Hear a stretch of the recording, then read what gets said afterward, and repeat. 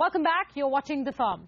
First SEBI, then the RBI, and now the Delhi High Court. It's been a good 6 months for call and put options. Last week, the Delhi High Court gave much-needed clarity to foreign investors and the private equity industry when it held that the tax department cannot recharacterize equity with options as debt, i.e., just because the investment agreement provided for an exit option with minimum return, that does not make compulsorily convertible debentures fixed return instruments. Here's the story.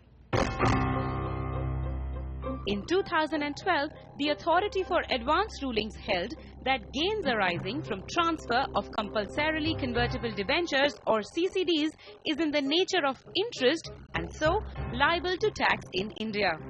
The ruling pertained to an investment made by Zahir Mauritius in a subsidiary of Vatica, an Indian real estate development company. In 2007, Zahir Mauritius acquired 35% in Vatica's subsidiary SH Tech Park by way of equity and zero-coupon CCDs. The share subscription agreement provided Zahir Mauritius with a put option to sell the debentures or shares to Vatica after a specified period. And Vatica got a call option to purchase the shares and debentures from Zahir Mauritius, which it exercised in 2010. Both options were linked to a predetermined assured price. Zahir Mauritius then filed with the tax department for a nil withholding certificate, expecting that long-term capital gains on equity sale would get treaty protection. But it was directed to withhold tax at the rate of 20%. The department held that the entire gain on the transfer of equity shares and debentures would be treated as interest and not capital gains. The matter reached the Authority for Advanced Rulings. The AAR held that compulsorily convertible debentures is in the nature of debt till conversion and the income arising from a CCD should be considered as interest income. It definitely came as a surprise. There are several transactions, especially in real estate, which is this case as well. Is structured as equity as well as debt, because real estate requires a lot of debt. They require interest reduction, and therefore several transactions were structured in that manner. There are several commercial reasons for doing this kind of transactions, which were so to say ignored by the AR while coming to this conclusion. So definitely it was a big surprise for the industry for this recharacterization of income. They continue to do that with a caveat being the parties being warned that this is one of the things which is there, but we don't believe that that would be the ultimate result of this particular type of transaction. So with that kind of a caveat, people just went about using that instrument as a way of investing in India. Last week, the Delhi High Court reversed the AAR ruling. The court held that the mere provision of exit options in an investment agreement will not change the nature of the investment. It pointed out that though the agreement enabled an exit at a reasonable return, it would not mean that CCDs were fixed return instruments, as the investor always had the option to continue as an equity shareholder. And most importantly, the Delhi High Court upheld the commercial rationale of investment via CCDs, saying there is no case of tax avoidance and the gains arising from the transfer of debentures should be treated as capital gains. Would predominantly going to help the real estate industry clearly, and maybe in some cases infrastructure industry as well, where equity component may not be very large, but the debt components are typically quite large. So it would definitely help these sectors. And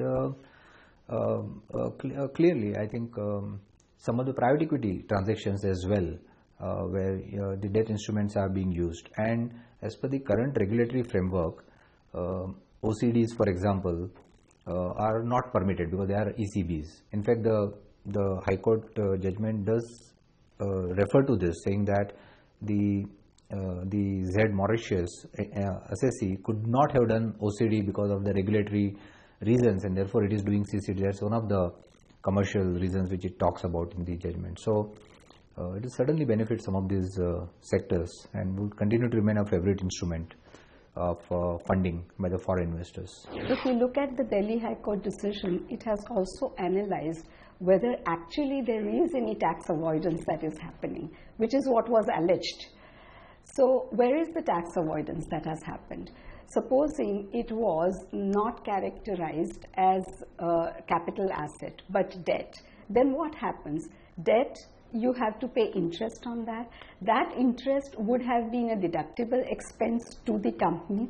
So the company's profit would have been reduced to the extent that the interest is paid to the